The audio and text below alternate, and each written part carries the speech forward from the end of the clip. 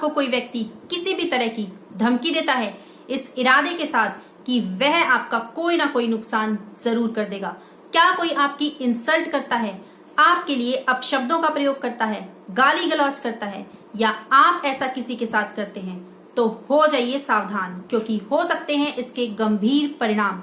क्या ऐसा करने वालों को सजा भी हो सकती है और ऐसे व्यक्ति के खिलाफ क्या है लीगल रेमेडीज।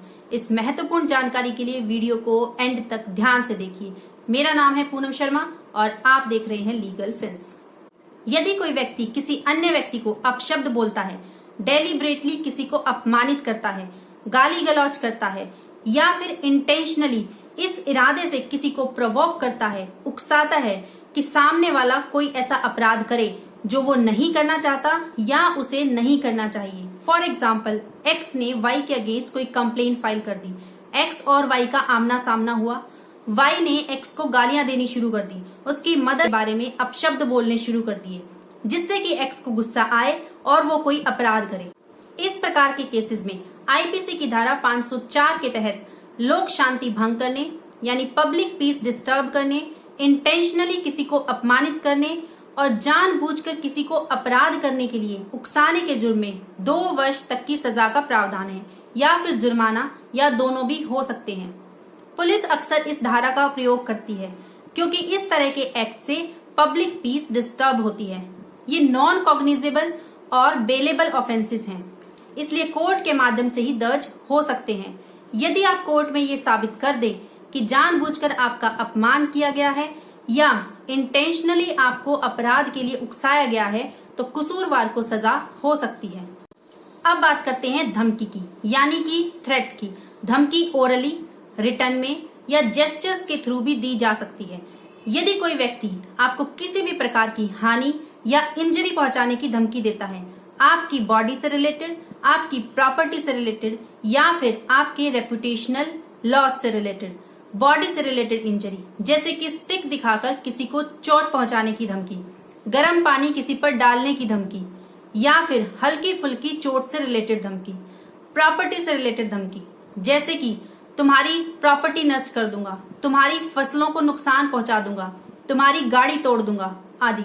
रेपुटेशनल लॉस की धमकी, जैसे कि अगर तुमने ये काम नहीं किया या तुमने मेरी बात नहीं मानी तो तुम्हारी कोई पर्सनल फोटो या वीडियो वायरल कर दूंगा, पर्चे छपवा दूंगा, तुम्हारी बदनामी करवा दूंगा, तुम्हें समाज में किसी को मुंह दिखाने के काबिल नहीं छोड़ूंगा आदि। या फिर आपसे जुड़े किसी अन्य व्यक्ति जो कि आपके प्रिय हो, जैसे कि आपके बेटा बेटी, आपके माता पिता, आपकी पत्नी या कोई अन्य व्यक्ति, उनकी बॉडी इंजरी या रेपुटेशनल लॉस से रिलेटेड कोई धमकी देता है।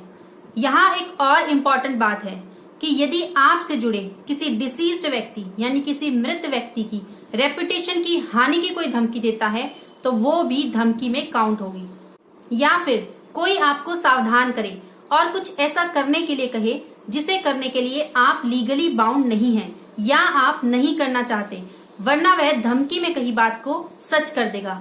या फिर धमकी देकर आपको कोई ऐसा कार्य करने से रोके जिसे करने के लिए आप लीगली एंटाइटल्ड हैं। फॉर एग्जाम्पल, एक्स ने वाई को धमकी दी कि अपना जमीन जायदाद का केस वापस ले लो, नहीं तो तुम्हारे बेटे को उठा लेंगे।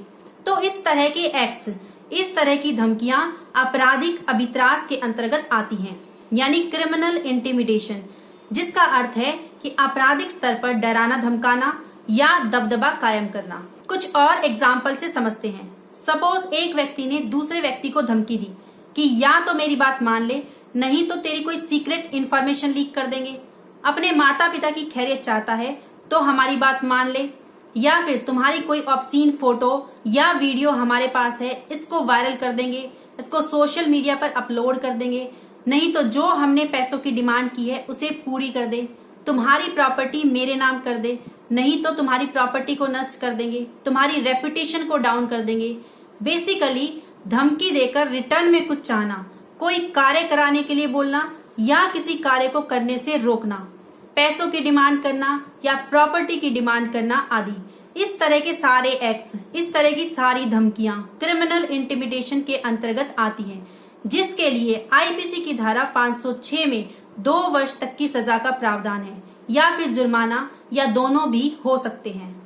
इसके अलावा यदि कोई व्यक्ति किसी को जान से मारने की धमकी देता है, ग्रीवियस हर्ट यानी गंभीर चोट पहुंचाने की धमकी देता है, किसी की प्रॉपर्टी को जलाकर नष्ट करने की धमकी देता है, किसी महिला की मोडेस्टी को भंग करने की धमकी देता है, या फिर किसी इज्जतदार महिला के चरित्र पर लांछन लगाने की धमकी देता है, या कोई ऐसा कार्य करने की धमकी देता है जिसके लिए डेथ या उम्र कैद या 7 साल तक की सजा का प्रावधान है, तो ऐसे धमकी देने वाले व्यक्ति के लिए आईपीसी की धारा 506 के तहत 7 वर्ष तक की सजा का प्रावधान है, या फिर जुर्माना या दोनों भी हो सकते हैं। कुछ स्टेट्स में अब ये एक कॉग्निजेबल और नॉन बेलेबल ऑफेंस बना दिया गया है। महत्वपूर्ण बात यह है कि इसमें गवाहों की भी ज्यादा जरूरत नहीं होती। पीड़ित व्यक्ति स्वयं भी ऑडियो या विजुअल रिकॉर्डिंग के द्वारा ये साबित कर सकता है। धमकी से रिलेटेड एक और एस्पेक्ट है criminal intimidation by anonymous communication, यानी कि अभी तक जो हमने सारी धमकियां डिस्कस की उनमें से कोई भी धमकी यदि कोई व्यक्ति अनजान माध्यम से देता है, अपनी पहचान गुप्त रख के, जैसे कि अनजान फोन कॉल के द्वारा, अनजान लेटर के द्वारा, तो ऐसा व्यक्ति अपनी पहचान गुप्त रख के आपराधिक अभित्रास का जुर्म करता है, जो कि आईपीसी की धारा 507 के अंतर्गत आती है।